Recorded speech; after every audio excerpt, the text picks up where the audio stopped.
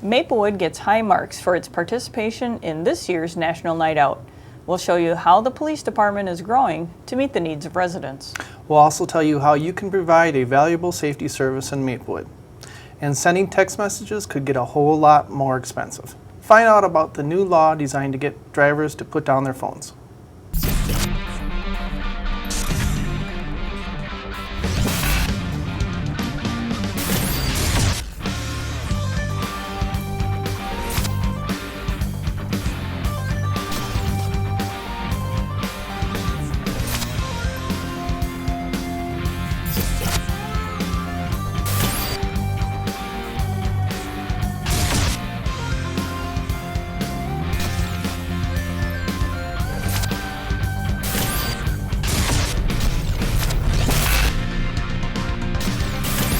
Hello, I'm Lon Bakey. And I'm Carrie Crotty.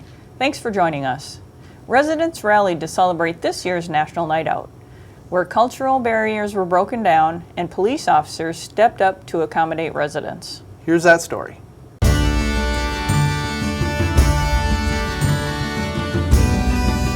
There's no doubt that police and policing has really taken a lot of scrutiny, and some of it very well deserved and important. It's been over 1 year since the shooting in Ferguson, an event sparking racial tensions that made their way to the Twin Cities, dividing protesters and police supporters.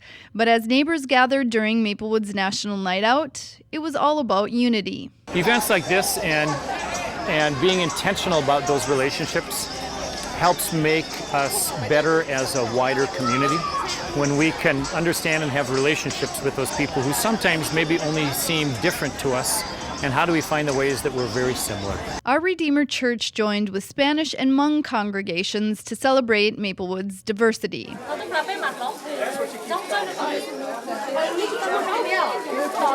And each seemed to embrace the other's most sacred traditions, working side by side serving meals and translating American gospel into Hmong.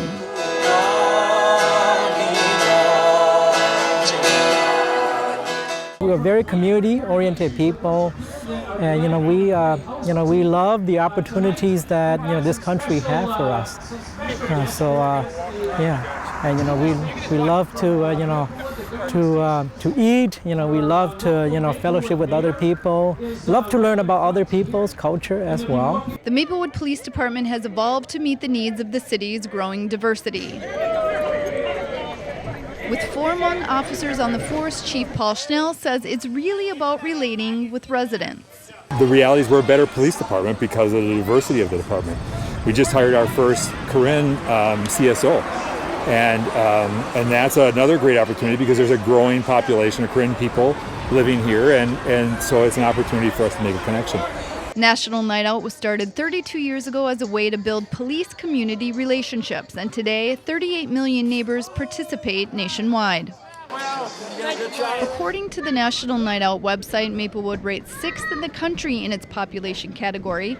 But to the police and people of Maplewood, it's about more than numbers, it's about community. It really is a melting pot of people. It's a melting pot of faiths. It's a melting pot of ethnic communities. And we're just glad to be, if you will, one of those big pots that can contain and hold and celebrate together.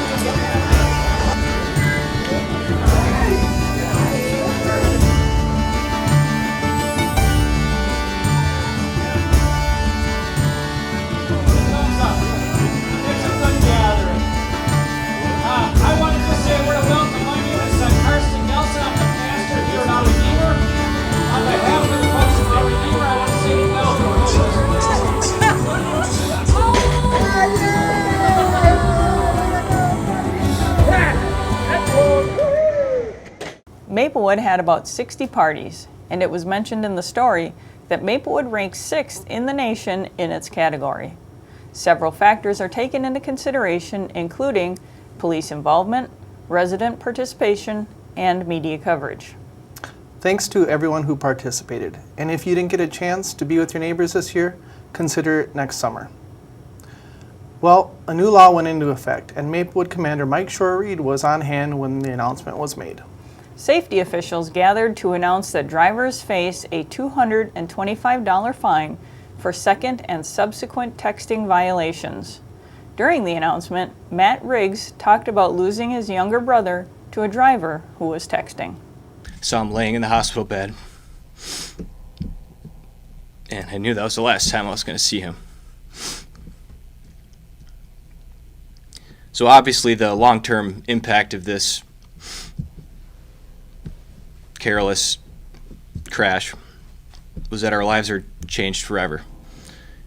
It's funny because, no, it's not funny, but it feels like I'm just waiting for him to come home from school or something, because for many years I was away from home either at college or at the military, and it just seems like I'm going to see him again, but I know that it's not going to happen. Since the texting law went into effect, citations have gone up 278%. Over the last 5 years, 19% of all traffic fatalities and serious injuries were distraction related. We're going to take a break, but coming up, We'll find out what parents can expect as their children head back to school and what's being done to ensure their safety.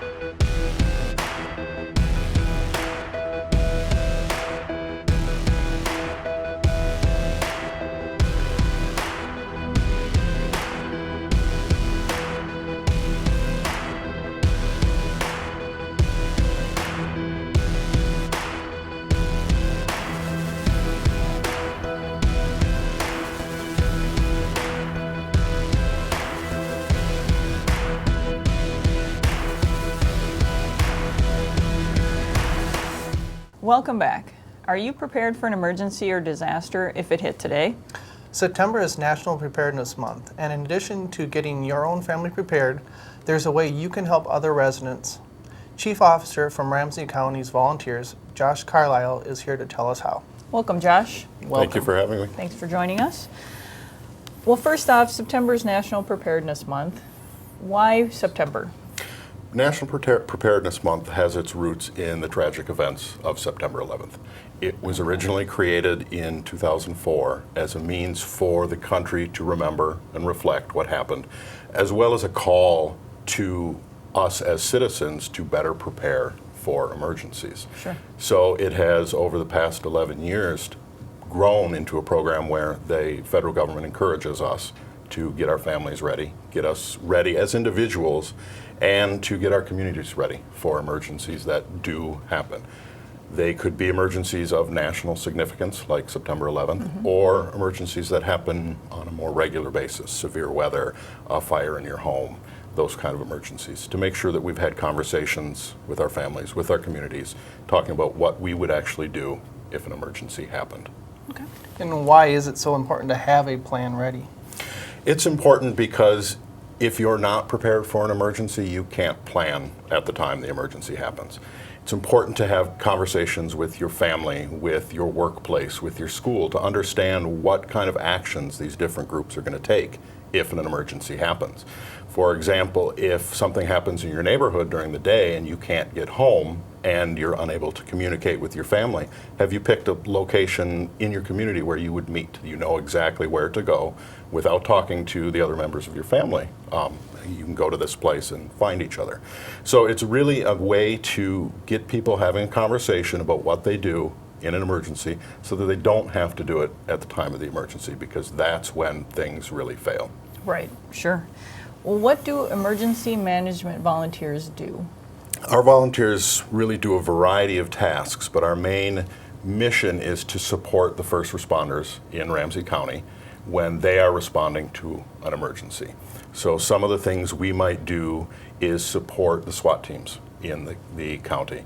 If they get called out, we can provide our mobile incident command center, which is essentially a 40-foot office on wheels, and we provide it for them to kind of manage that event in wherever they are. So we have computers in there, we have radios, and it gives them one place to work on their job. Same could happen for a large fire where firefighters need to set up their incident command structure on site. We can provide this resource for them.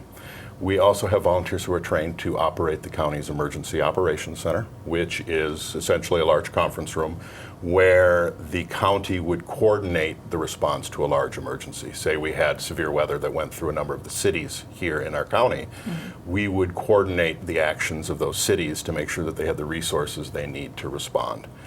And then one of the last primary duties we have is our Skywarn program, and essentially that is weather spotting. So we have volunteers who are trained to go out in severe weather, and they essentially watch the sky to see what's coming, and they will report on certain weather events that are happening, such as hail, if they see wall clouds, if they see tornadoes. They report that to us, and then we are in communication with the National Weather Service. So we kind of provide the eyes on the ground for the National Weather Service in those severe weather events. So that's kind of the primary mission of our volunteer unit. Wow. Can you give like a specific example of when a volunteer has helped in an emergency?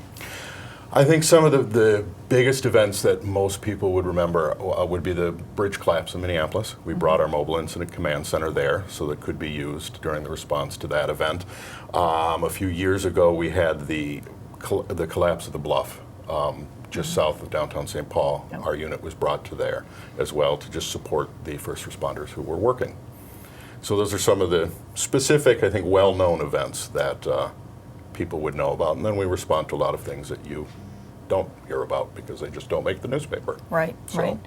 Well, how closely do the volunteers work with law enforcement and fire? We really work side by side. If we bring out our mobile command center, we will be sitting in the chair next to them, providing them with the assistance with our equipment that they need. Same thing for a fire event. We also do events, planned events. We will bring our unit to the Ramsey County Fair, and we work side by side with law enforcement there to provide them with, again, the service that they need to conduct their security operations at the fair. So it really is, it's kind of a side by side operation with the first responders in the county. What is your primary role as being the leader of that group? I'm really responsible for the operations of the unit. I have a small leadership team of other volunteers, and we make sure that the volunteers are getting the training they need, that we have events and scheduled so that we have people to support the unit that we bring out. I work with this leadership team to do hiring, so we have a hiring process for new volunteers, for people who are interested in joining our team. And then I work with the paid staff in Ramsey County Emergency Management to set the strategic direction of our unit, to make sure that what we are doing, the training we're offering our volunteers meets the needs of the county in an emergency, to make sure that we really are prepared to assist if something big happens. Sure. Why would you encourage people to volunteer? The biggest reason to volunteer is really to give back to your community.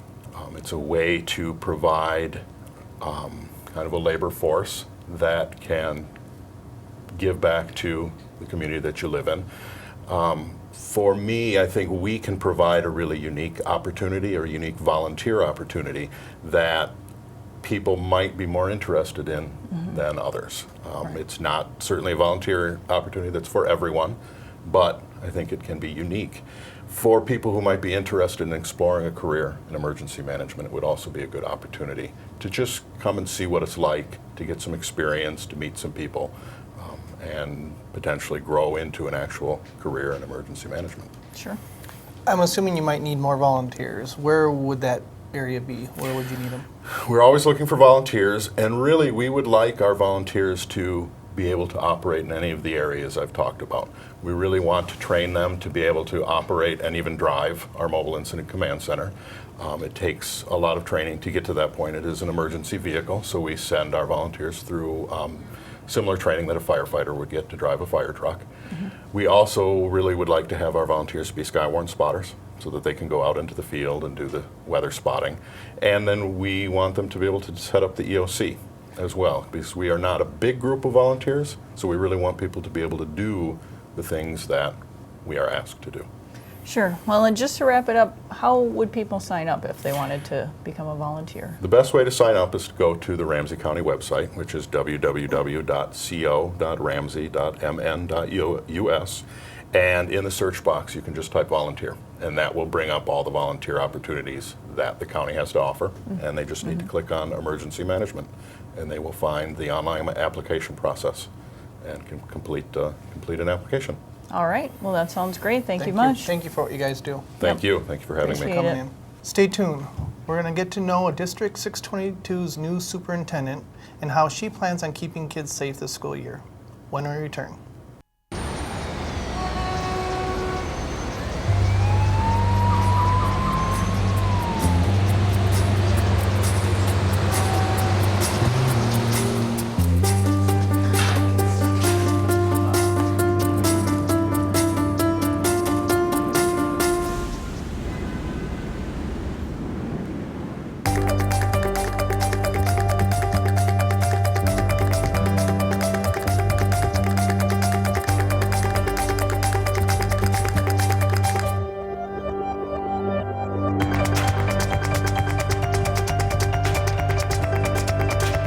Big dreams and good grades aren't enough to get into college. There are actual steps you need to take. Finding someone who can help is the first and most important. For the next steps, go to knowhowtogo.org. Welcome back. After 10 years as District 622 superintendent, Patty Phillips announced last year she was stepping down. Beginning this fall, Christine Osorio will replace her. We recently sat down with her and we talked safety issues as kids head back to school. My number one goal as a new superintendent is to just get out there and make connections, not only with internal but external stakeholders as well. As students begin preparing for a new school year, so does the new superintendent of District 622, Christine Osorio. With years of experience as an educator, principal, and chief academic officer in the St. Paul school system, she has a great deal of experience with immigrant populations and English as second language students. She says there are 57 different home languages in the district, and that suggests diversity is the new normal.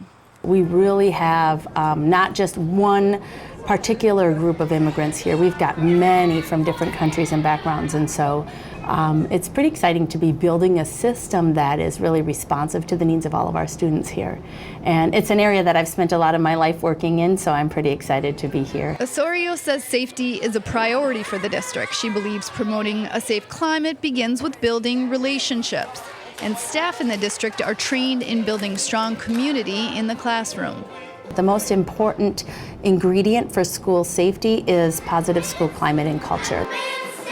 By law, Minnesota schools are required to have 5 fire drills, 5 lockdown drills, and a tornado drill during the school year.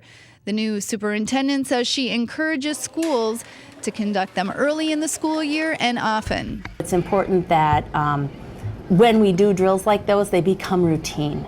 When we do them regularly, they're less scary. And so they don't need to be something that sends people into a panic. It's just kind of how we do school. Part of being in school is that we learn our safety routines. And so, yes, we do encourage administrators, use the lockdown as a tool. She also says her number one back-to-school safety tip is for kids to know their addresses and phone numbers, and if possible, to staple a note card with that information to a backpack. She says it's surprising how many students don't know that information. We do find a lot of students, surprisingly, who don't always know their address and don't always know their phone numbers, especially if it's a student who's moved recently and It's just critically important as we're starting up new bus routes, new schedules, and new routines that students are really clear about not only their home address, but also where they're supposed to go for after-school care. On November 3rd, there'll be a levy referendum put to vote for an increase in operating and technology levels. Osorio says in order to become a destination school district, they must remain competitive.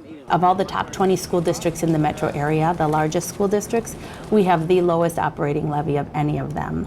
And so we believe our students deserve to be on par with other districts in the area as well. And so we want to make sure that we're offering all those opportunities that we can for our students as well. Well, Lon, as the SRO, is there any advice you can give to parents or students as they return to school? I think the biggest thing is, especially when they're heading to the bus stop, if you see something suspicious, say something. If you see a strange vehicle or a strange person, call 911 and report it. Don't go back home and report it later, because then it's too late for us to investigate. And if you do see something, a good description of the driver or the person that was suspicious, and a plate if you can get one. And if you're at the bus stop when you see it, the first adult person you may see is your bus driver, so let them know. Absolutely. Rather than waiting till you get to school. And so many kids now have their phones with them, so there's a good chance they would be able to call 911. Right. All right. For kids without homes, it's hard to think about school when you don't have a place to sleep. An organization in the East Metro is helping house 300 families a year, and they're giving them hope for a brighter future. Take a look. It's evident that Jazzy Foreman loves showing people where she works. Hi, welcome to Solid Ground. Solid Ground helps families build strong foundations. Solid Ground's program director, Jazzy Foreman, is a big reason why so many are getting a second chance at life after being homeless. Homelessness is probably one of the most horrific place anyone can end up. When you don't have a lease with your name and a key in a room, in a bed for you and your children to sleep in. Foreman has been the program director at Solid Ground for a little over 3 years. She serves as kind of a central hub with family advocates and other staff reporting to her. She's always on the go. This is our front lobby. She also teaches Solid Ground's DBT classes, which stands for Dialectical Behavioral Therapy, a 6-month class that all residents are required to attend. There's clients in here. It's really about you and how you communicate, how your relationships are, how your emotions are. A lot of times people think, well, that's just the way I am. I get mad. Well, why do you get mad? How do you behave when you get mad? You know, some people don't even know how to feel happy because their emotions have been traumatized. So the dialectical behavioral therapy really helps the person get in touch with how they relate, how they behave and respond in their emotional health. Foreman works closely with the residents and at any moment could be interacting with a child or an adult. And they said, well, what do you like better, youth or adults? And I said, I really like the family. I get the benefit of the whole family, youth, the babies, the children. 1 minute I can hold the baby. 1 minute I'm encouraging a teenager to go to school and get what they need, because their education is the most important thing. And no one can take your education from you. You're the only person that can deny yourself of that. You know what I'm saying? So, and then you get to work with the mom and dad or to help them become what they need to be stable and competent as a family. So I think I have the best world. Foreman keeps up a hectic pace at Solid Ground, but she shows no signs of slowing down or losing her passion to help others. So when you can be a part of having them be able to have a life again, it's amazing and it just feels good. These aren't sad tears, these are happy tears, you know, when you can do things like that. For more information about Solid Ground, check out their website and check out our Facebook page while you're at it. We'd love to hear from you. Thanks for tuning in to this edition of Your Police Report. Make sure to catch us online if you missed us. where you can watch us over and over again. We'll see you next time. Yes, we will.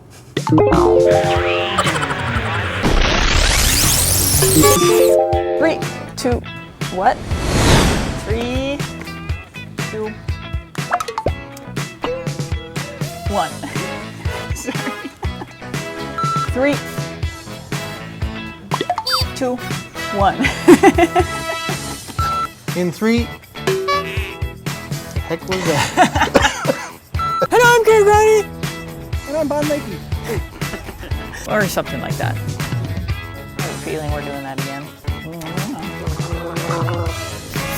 Just show the stuff of the I don't know. How's my hair? Where's makeup? You ready? Here we go.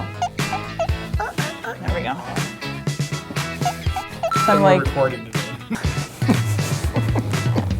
oh, look what you did. See, you don't have to worry about screwing up because I'll just do it for you. What? Wait. Punch Did you it. hear that enthusiasm? That was punch Wing. right there. Hello, I'm Lon Bickey. Participant. Find about. If I screw up my first line, I'm leaving. Oh geez, now you will for sure. Hello? Hello. It wasn't that funny. Whatever she wants. Yep, we just read it. We'll just read it. For the last 5 years, 19, I can't even say 19. Stuff. Oh my lord. Nice job. And then I've got another thing. Oh my, his name is Ansel. We'll have those details. Details? Details. That's a detail. I'm gonna detail you. I'm dumb. Can you tell me if Maplewood... Because I have no clue what's going on in this series. How about those twins?